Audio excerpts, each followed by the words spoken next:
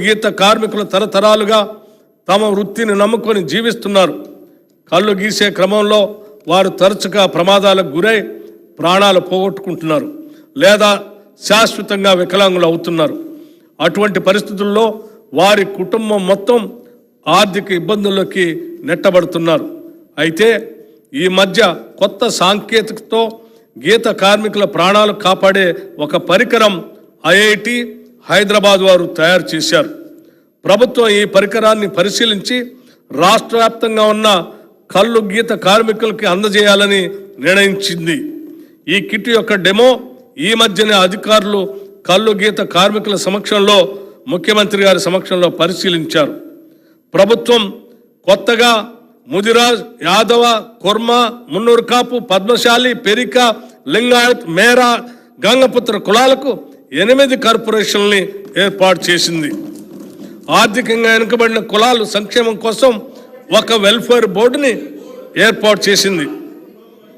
ఈ కార్పొరేషన్లు మరియు వెల్ఫేర్ బోర్డు వెనుకబడిన తరగతుల అభ్యున్నతికి తోడ్పడతాయి. సమాజంలో అందరూ అభివృద్ధి చెందాలి మరియు సమాన అవకాశాలు పొందాలి అంటే ప్రస్తుత సమాజంలో ఉన్న అసమానతలను అర్థం చేసుకోవటం చాలా ముఖ్యం.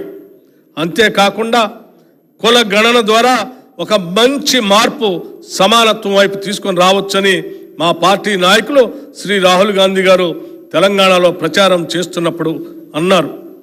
ఇటువంటి మార్పు తెలంగాణ నుంచి మొదలు కావాలని వారు ఆశించారు. దానికి అనుగుణంగా కాంగ్రెస్ పార్టీ ఎలక్షన్ మేనిఫెస్టోలో వెనుకబడిన తరగతుల కుల గణన చేపడతామని ప్రకటించింది. వెనుకబడిన తరగతులు, షెడ్యూల్ కులాలు మరియు షెడ్యూల్ తెగల జీవన ప్రమాణాన్ని సామాజిక, ఆర్థిక, విద్య మరియు రాజకీయ రంగాల్లో మెరుగుపరచడానికి అనుగుణంగా అనువైన పథకాల రూపకల్పనకు, నిధులు కేటాయింపులకు ఈ కుల గణన ప్రామాణికం అవుతుంది. మహాత్మా గాంధీ మరియు డాక్టర్ బిఆర్ అంబేద్కర్ కలలు కన్న సామాజిక న్యాయం మరియు సమ్మిళిత వృద్ధి, ఇంక్లూజివ్ గ్రోత్ సాధించేందుకు ఈ కుల గణన దోహదం చేస్తుందని మా నమ్మిక. వెనుకబడిన తరగతుల సంక్షేమ శాఖకు ఈ బడ్జెట్లో 9,200 కోట్ల రూపాయలు ప్రతిపాదిస్తున్నాం.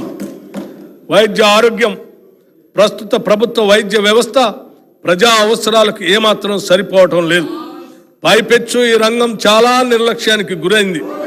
ప్రకటనలకే పరిమితమైన గత ప్రభుత్వం కనీసం ఈ రంగంలో పనిచేసే డాక్టర్లు, నర్సులు మరియు ఇతర ప్రభుత్వ కాంట్రాక్టు ఉద్యోగులకి సకాలంలో జీతాలు కూడా చెల్లించలేదు. ఉస్మానియా ఆసుపత్రి లాంటి ఘన చరిత్ర కలిగిన సంస్థను కూడా పూర్తిగా నిర్లక్ష్యం చేసింది. కొత్త మెడికల్ కాలేజీలు సాధించుకొచ్చాం అని చెప్పటం తప్ప వాటికి కావలసిన వనరులు, వసతులు ఏమీ కల్పించలేదు. మా ప్రభుత్వం వైద్య ఆరోగ్య రంగం బలోపేతం చేసే దిశగా దానిలో పనిచేసే ఉద్యోగులందరికీ ధైర్యం కల్పించేలాగా వారి వేతన బకాయిలన్నీ విడుదల చేశాం. ముందు కూడా వారికి ప్రతి నెల సకాలంలో జీతాలు అందించి వారి పూర్తి సామర్థ్యాన్ని ప్రజాసేవకే వినియోగించేలాగా ప్రోత్సహిస్తాం. అసంపూర్తిగా ఉన్న సూపర్ స్పెషాలిటీ హాస్పిటల్స్ మరియు ఇతర హాస్పిటల్స్, నర్సింగ్ కాలేజీలు, మెడికల్ కాలేజీ నిర్మాణం పూర్తి చేస్తాం. కొత్త మెడికల్ కాలేజీలకి అవసరమైన బోధనేతర సిబ్బందిని మంజూరు చేశాం. మా ప్రభుత్వం ఏర్పడిన వెంటనే 6,956 మంది నర్సులకి నియామక ఉత్తర్వులు కూడా ఇచ్చాం. ప్రజలందరికీ సకాలంలో నాణ్యమైన ఆరోగ్య సేవలు సమర్థవంతంగా అందించాలన్న లక్ష్యంతో తెలంగాణ ప్రభుత్వం సార్వజనిక ఆరోగ్య సంరక్షణ యూనివర్సల్ హెల్త్ కేర్ విధానానికి రూపకల్పన చేస్తూ కొన్ని ప్రత్యేక చర్యలు చేపట్టింది.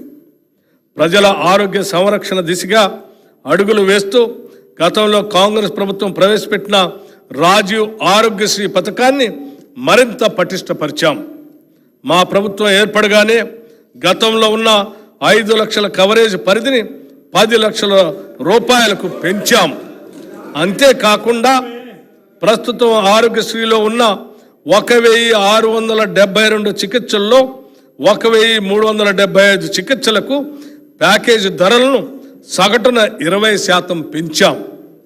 ఆరోగ్యశ్రీ పథకంలో కొత్తగా 163 వ్యాధుల్ని చేరుస్తూ దాని పరిధిని కూడా విస్తరించాం. ఆధునిక సాంకేతిక పద్ధతుల ద్వారా ఆరోగ్య సేవలు పౌరులందరికీ అందుబాటులోకి తెచ్చేందుకు ప్రతి ఒక్కరికి ఒక ప్రత్యేక గుర్తింపు సంఖ్యను కలిగిన డిజిటల్ హెల్త్ ప్రొఫైల్ కార్డును జారీ చేసే విధానాన్ని త్వరలో ప్రవేశపెడుతున్నాం.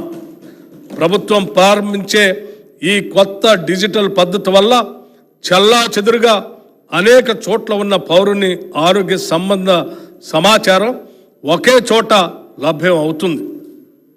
తద్వారా సులభంగా రోగ నిర్ధారణ చేసి వారికి సత్వరం చికిత్స ప్రారంభించడానికి వీలవుతుంది.